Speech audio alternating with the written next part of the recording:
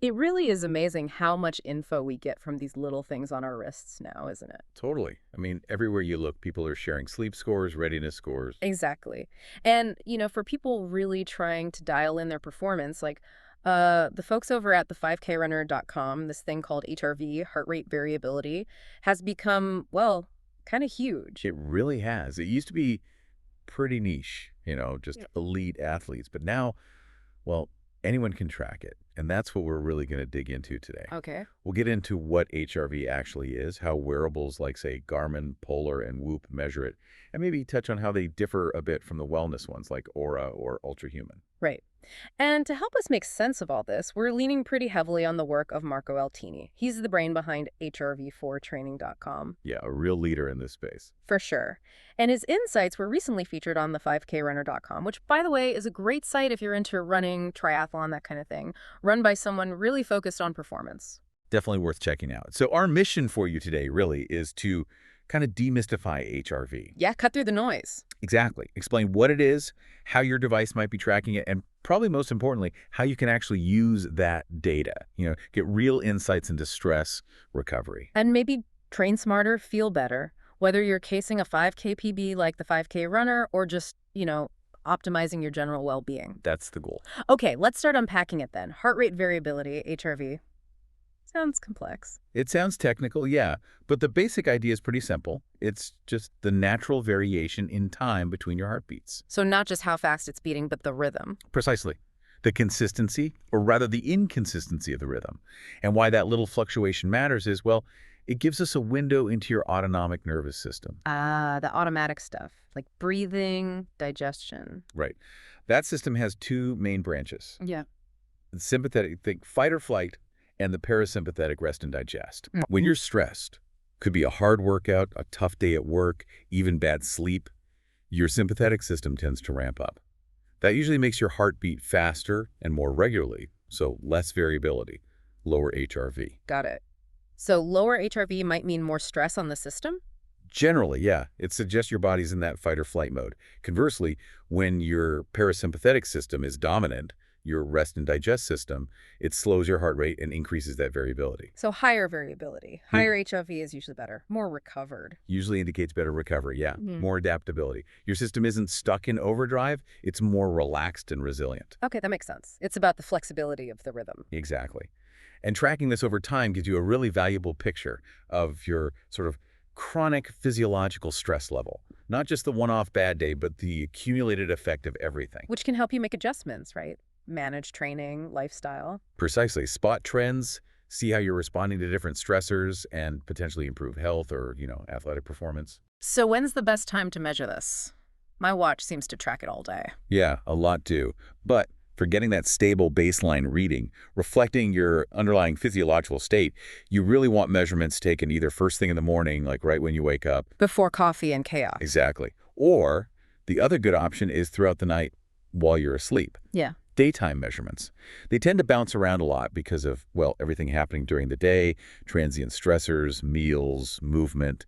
It makes it harder to see the underlying recovery picture. Okay, morning or night. Got it. Now, the tech, how do they actually do this? ECG versus PPG. Right. So ECG, electrocardiography, that's kind of the gold standard. Mm-hmm. It measures the heart's electrical signals directly.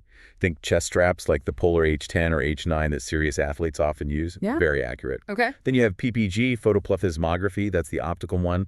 Uses little LED lights flashing against your skin. The green lights on the back of my watch. Usually green, yeah. It measures changes in blood volume under the skin to estimate heart rate, and then calculates HRV from that heart rate data. This is what most wrist wearables use: Garmin, Whoop, Oura, Ultrahuman. Now, there's this perception, right, that the optical PPG stuff isn't as good as the ECG chest strap. That's a super common thought, yeah. But Marco Altini's work, and other independent studies too, actually show something interesting. For measuring HRV at rest, which is key here, because that's when morning or night readings happen, PPG can be surprisingly accurate, specifically for the main HRV metric most wearables use, called RMSSD. Really? As good as a chest strap? Sometimes, yeah, or at least perfectly adequate for tracking trends. Some studies even found more variation comparing one ECG device to another ECG device than comparing an ECG to a good PPG sensor at rest. I mean, think about apps like HRV4 training. using just your phone camera PPG again and getting results comparable to ECG. Wow, okay, that changes things. So the light can be pretty reliable when I'm still. For resting HRV, yes, it can be. But, and this is important, PPG has limitations. It's much more sensitive to movement artifacts. Like if I toss and turn at night. Exactly. That movement can mess up the signal, create errors in the data. Also, not all wearables are great at telling you if the signal quality was good or how they handle things like heart rhythm irregularities, which can also throw off HRV. So the potential is there, but the implementation matters. Right, how well the specific device does it. And you mentioned timing before.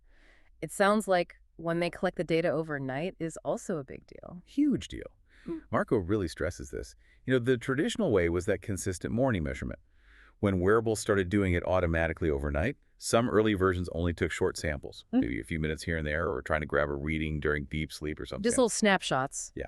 And because your nervous system activity naturally shifts throughout the night, those short snapshots could give you really different HRV numbers depending on when they happen to be taken. Made the data kind of noisy, less reliable day to day. Okay, so a quick glimpse isn't really enough for a solid overnight picture. Not ideal, no.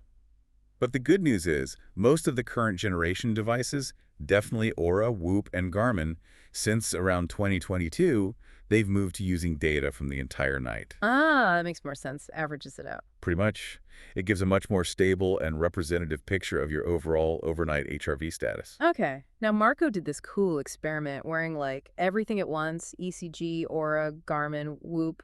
What did he find comparing them? Yeah, it was pretty insightful.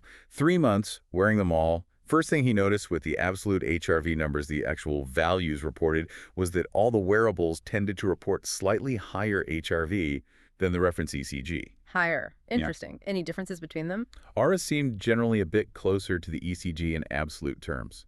Whoop's data looked noisier, more spread out. And he really emphasizes this, focusing on those exact absolute numbers, probably not that useful for you day to day. Okay, so don't obsess over the specific number. What about resting heart rate? They track that too. He found some quirks there, yeah. Especially with Garmin, at least the Forerunner 955 he tested.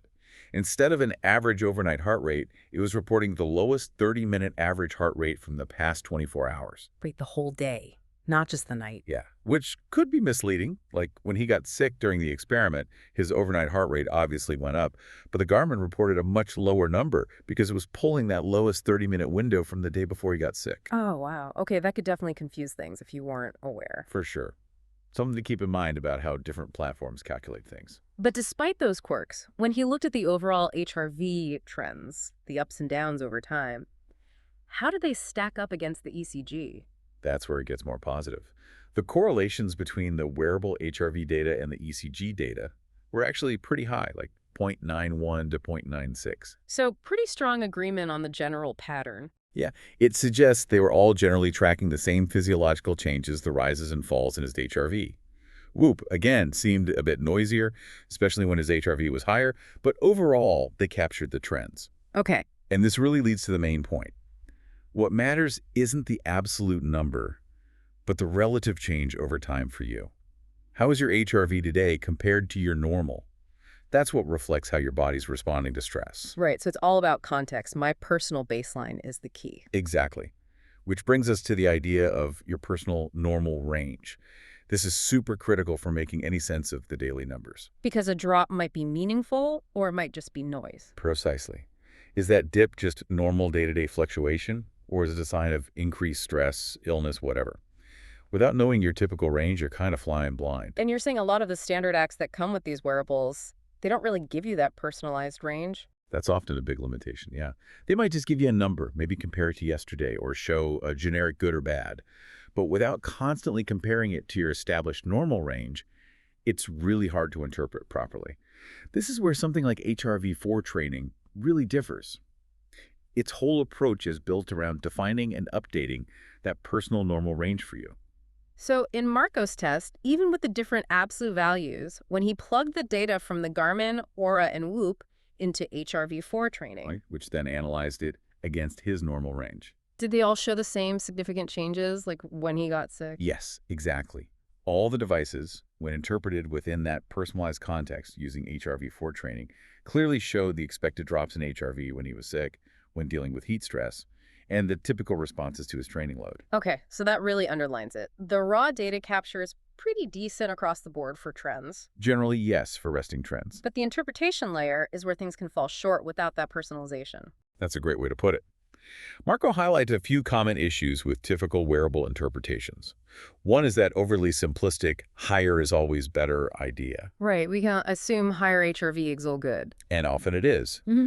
But physiology is complex. Sometimes a very high reading, especially after a period of low readings, might actually mean your body is working really hard in recovery mode, strong parasympathetic push, not necessarily that you're primed for a killer workout. You need context. Makes sense. It's not always linear. Definitely not. Then there's the lack of the personalized normal range, which we just covered, makes interpretation difficult. Uh-huh. And another big one is how some platforms calculate these overall readiness or recovery scores. They often mix your physiological data, like HRV and heart rate, with your behavior data, like how much you slept or how hard you trained. Why is that a problem? Because it confounds things. It mixes the input, your training, sleep behavior, with the output, how your body is actually responding physiologically. So if you do a hard workout and your readiness score drops, is it because your body is genuinely stressed and not recovered? Or is it just because the algorithm knows you did a hard workout and automatically lowers the score? It makes it hard to isolate the true physiological response. Ah, I see. You want to measure the body's response separately from the reason for the response. Ideally, yes. You want to see how your physiology, the output, changes in response to stressors, the input, without the input directly influencing the output score. And HRV4 training takes a different approach here, too. Yes, it focuses interpretation entirely around your personalized normal range. So it flags values that are unusually low or high relative to your normal as potentially noteworthy. Giving context to both ends of the spectrum. Exactly. And while it does incorporate subjective feelings, how rested you feel, your mood, muscle soreness into its advice, it deliberately keeps your training data separate from the core physiological assessment. This gives you a clearer picture of your body's state. So theoretically, someone with, say, a Garmin or an Oura could manually enter their nightly HRV and heart rate into the HRV4 training app Absolutely. and get that more personalized, context-aware interpretation. Precisely. It's a way to leverage the data your wearable collects, but apply a different, arguably more nuanced analytical framework to it. Okay, that's a really useful option. Now back to morning versus night measurements. Any final verdict on which is better?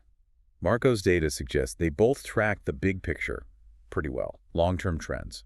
Major stressors like getting sick, they usually move in the same direction. But there can be differences day to day. There can be subtle differences, yeah. Like if you have a really hard workout late in the evening or a big meal close to bedtime, that could suppress your HRV during the first part of the night. So your overall nightly average might end up being lower than your morning reading taken after several hours of recovery. So the timing of stressors within the day can impact the nightly average more. It can. But again, both methods are generally valid for tracking trends. The best choice often comes down to personal preference, consistency, what fits your routine. Some find the quick morning measurement easier to control and make routine. Others prefer the passive, automated nature of overnight tracking. And like you said, you don't even need a fancy wearable to start. The phone camera apps are an option. Exactly. Something like HRV4 training lets you use your phone camera for morning readings, which has been validated against ECG. So the barrier to entry is actually pretty low if you just want to explore your HRV.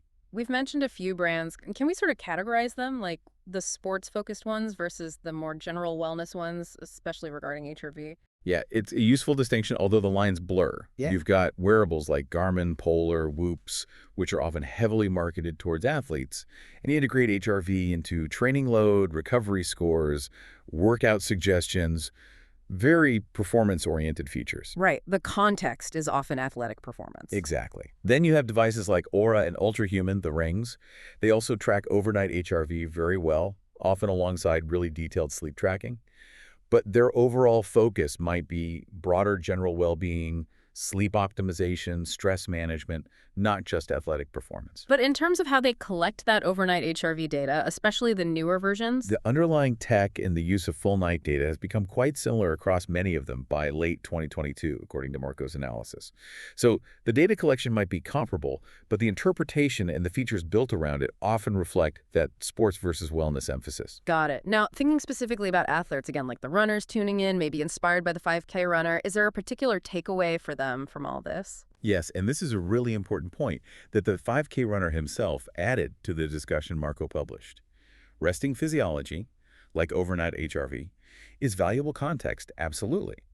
But it doesn't directly tell you how ready you are for exercise physiology demands right now. Meaning, Meaning, for a more direct assessment of your readiness to train, especially for higher intensity work, a short active measurement upon waking might be better. like the morning reading we discussed. Yes, specifically a 1 or 2 minute test, often done seated or even standing, ideally using a reliable chest strap like a Polar H9 H10 and software like HRV4 Training that analyzes that specific type of test.